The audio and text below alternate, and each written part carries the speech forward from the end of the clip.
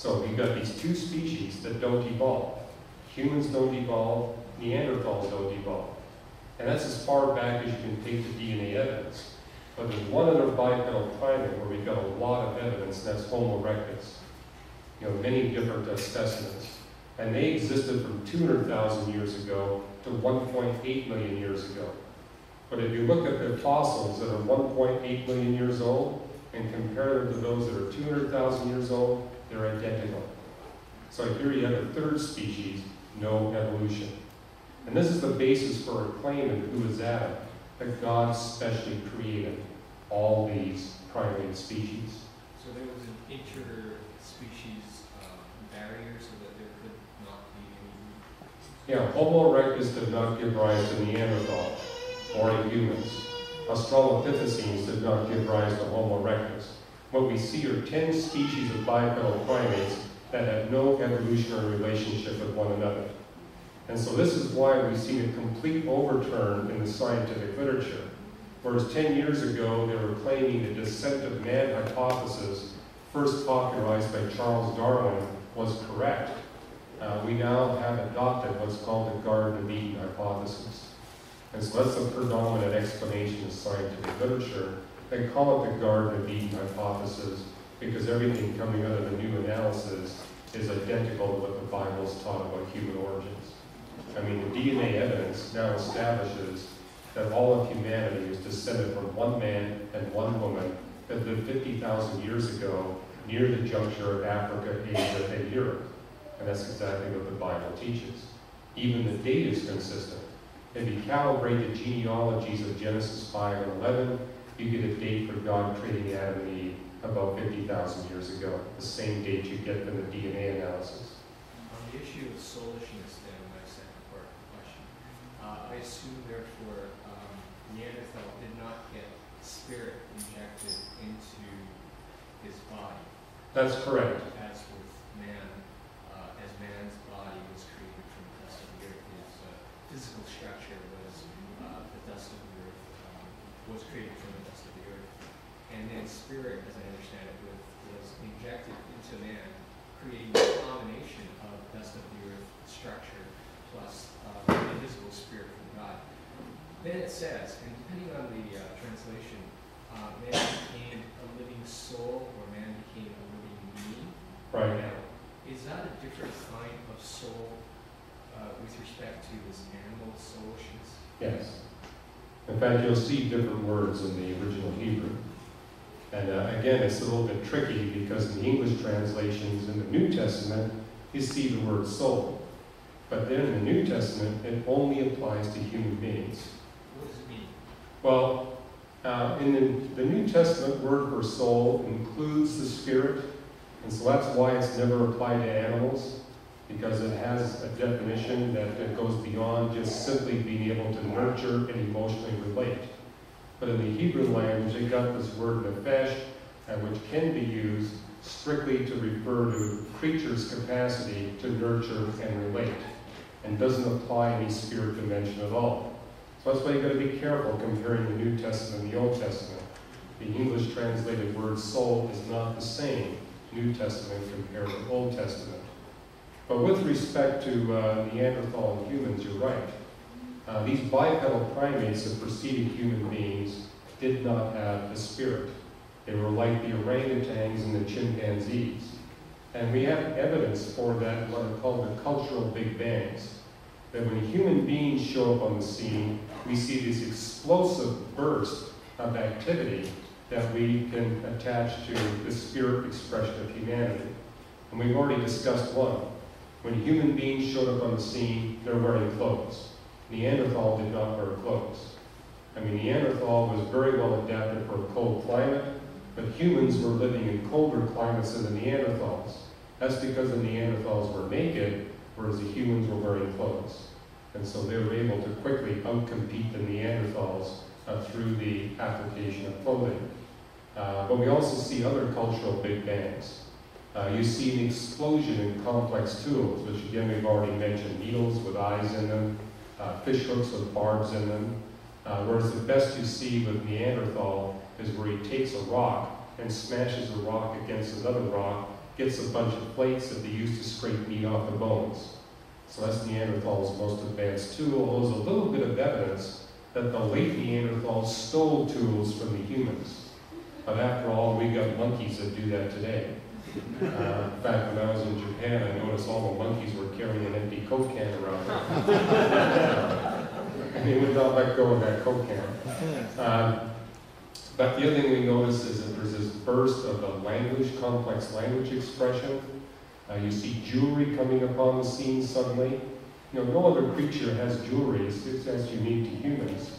And then we see the spirit activity, religious expression, art, music. All that's part of the brain structure allows us to engage in spirit activity. And when you compare the brain of Neanderthal with the brain of humans, the Neanderthal brain is as big as ours. But whereas they have a lot of brain structure to support their sense of smell, and we have virtually none, what we have instead is brain structure to support spiritual activity, meditation, mathematics, and philosophy. The Neanderthal didn't have that. None of the bipedal primates had that. They didn't even have the physical structure to support spiritual activity. Are you talking about the cavity in the skull? It's called the parietal lobe. The parietal lobe is where all this activity takes place. And as you look at the skull of the Neanderthal, evidently there was no parietal lobe there, but had a very good sense of smell. Yes? If all of the matter in the universe was created in order to support life on Earth and human beings, then is there a possibility of intelligent life on other planets in the galaxy? Is there the possibility of intelligent life on other planets in the universe? If you go on our website, you'll see an article written by 3 astronomers who are part of our Reasons to Believe organization. And what we did in that article is lay out what the Bible will allow in terms of intelligent life elsewhere in the universe. And I took the position that planet Earth is it. And I took that position based on going through the Bible and saying, God doesn't waste miracles. And you know, how many planets does he need? How many species like us does he need to bring about the end of all evil and suffering? And my perspective is, one's enough. And if one's enough, then God's not going to waste creative effort on stuff that's unnecessary. Sam Connor, an astronomer at MIT, took the position that God appears to be compulsively creative. And as we look at all the life here on planet Earth, it seems rather extravagant. I take the position that no, it's not that extravagant, all that life is necessary. But he just sees God as just really desiring to create. And in one sense, I agree with Sam, that God really loves to create. But as I read Revelation 21 and 22, most of that creative expression is going to happen in the future. And maybe we don't need it to happen in the present. Nevertheless, Sam Connor argues that maybe God created life on other planets. And then when we scientists discover that life, that'll be even more proof that a God exists. Because after all, you can't get life from non-life by natural means. So he says, I think God wants to reveal himself. That's one way that he could do it. And then we had Guillermo Gonzalez, another astronomer, said, well, how about something halfway in between? Where instead of God making advanced life on another planet, he makes grass. And so we could have grass on another planet without cows and horses on it. Right.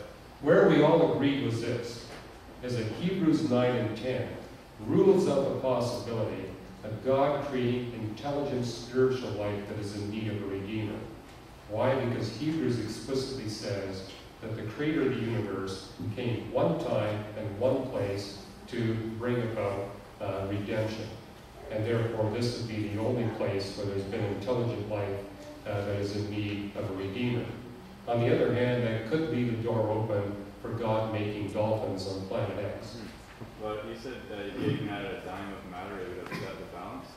So if there's other intelligent beings, even not intelligent like dolphins, wouldn't you need more matter then to support their life? Okay, when I said that if you were to change the mass of the universe by as little as one dime, I'm talking about the early history of the universe. If you were to add a dime to the universe today, it wouldn't make a cent's worth of difference. In fact, you could add several quarters and it's not going to make any difference. You could add 1 billion quarters and it's not going to make any difference. But the early history of the universe, that's when the mass density of the universe is extremely sensitive. In fact, it's actually 1/10 of a dime. As little as 1/10 of a dime is enough to disturb the balance. But now that we're into the future, you can use the mass of the universe to support as much light as you want. So it's not going to make any difference at that level. Yeah, I'll take yours next. In a Cambrian explosion, there was just a huge difference of species. Like something obviously had to happen to trigger all that. Like, what was it that? Okay, what triggered the Cambrian explosion? Two things.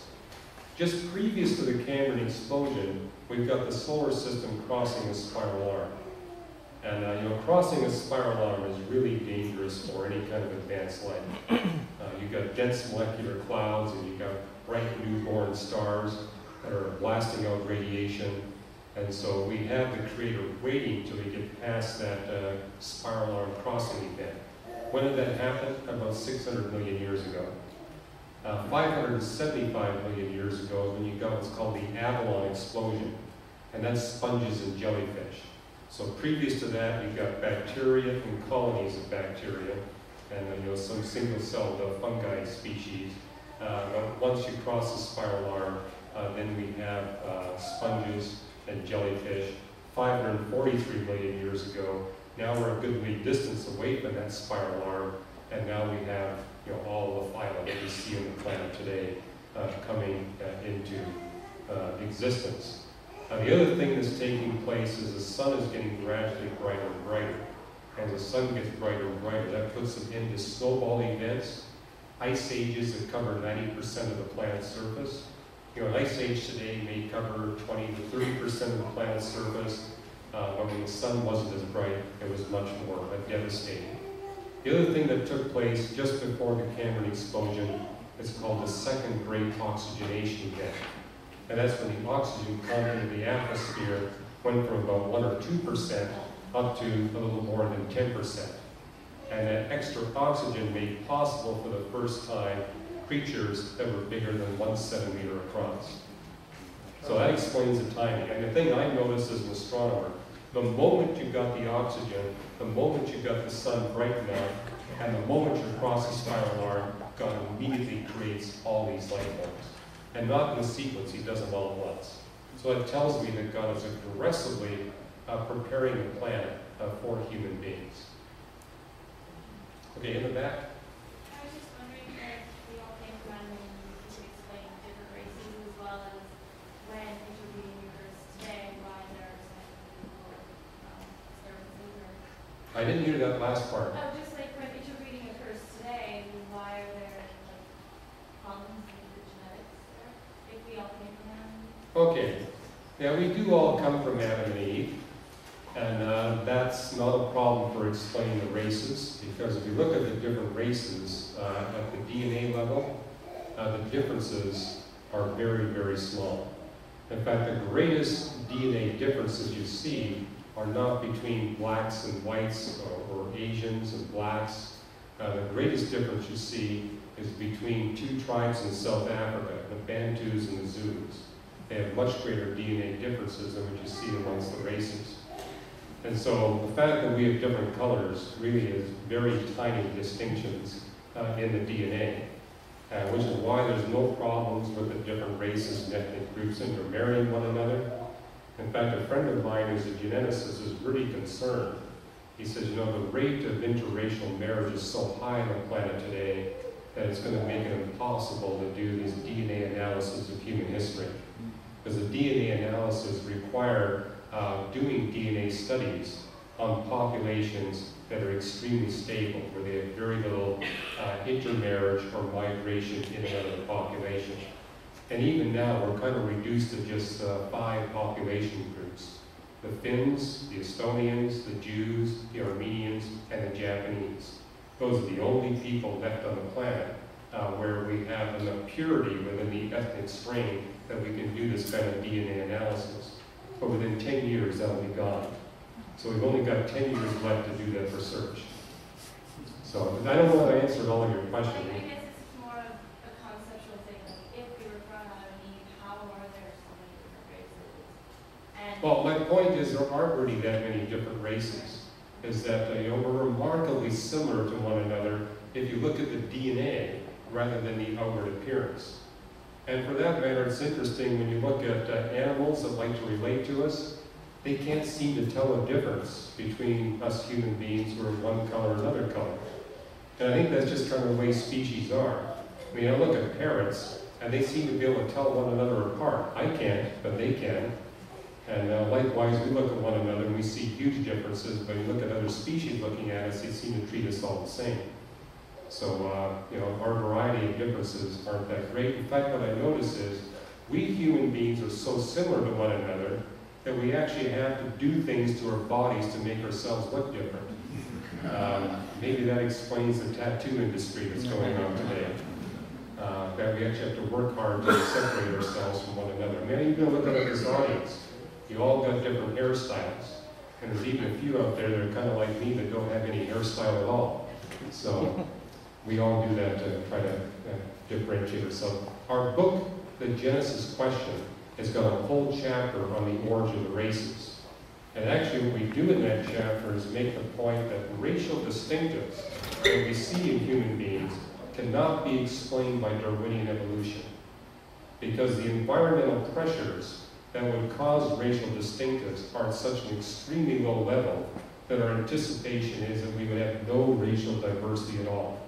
What we're saying is there must be a supernatural explanation for why we have these separate ethnic groups living in different locations.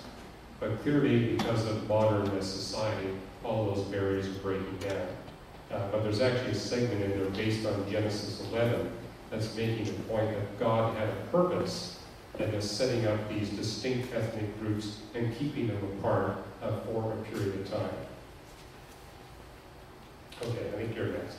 A practical question. I have numerous friends that I take respect, who have fine Christian lives, who adamantly adhere to the literal 7-day creation.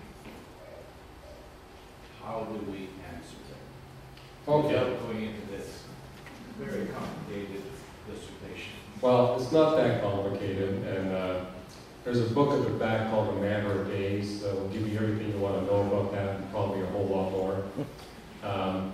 But my first response is to make the point that as an old earth creationist, I too believe in a 7 literal creation day week.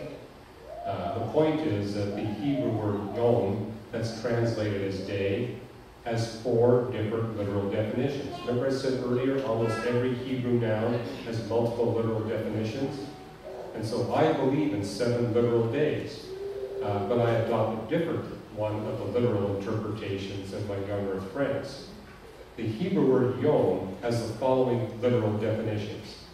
Part of the daylight hours, which could be just this morning, all of the daylight hours, which would take you up to dinner time, a 24-hour period, or a long but finite period of time. They're all literal definitions of the word yom. And so you must look at the context to see which of those 4 literal definitions you go with. It's also helpful to recognize that in biblical Hebrew, the only word you've got for a long, finite period of time is the word yom. Notice that this is an English language controversy. You go to other nations of the world, it's no big deal. But it's a big controversy with us English language speakers.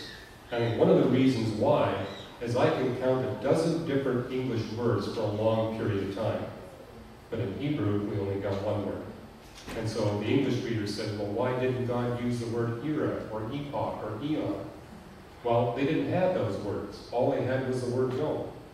And so the challenge here is to look at all 25 creation accounts and figure out which of those 4 literal definitions is not only literal, but consistent through all 25 accounts. The reason why I take the view that the creation days are 6 consecutive long periods of time is that's the only literal reading of the word yom that doesn't force the creation accounts to contradict one another. I mean, you've got contradictions even within Genesis 1, you've got contradictions between Genesis 1 and 2, between Genesis 1 and Romans, if you adopt this view that the days are 24 hours. And so there's one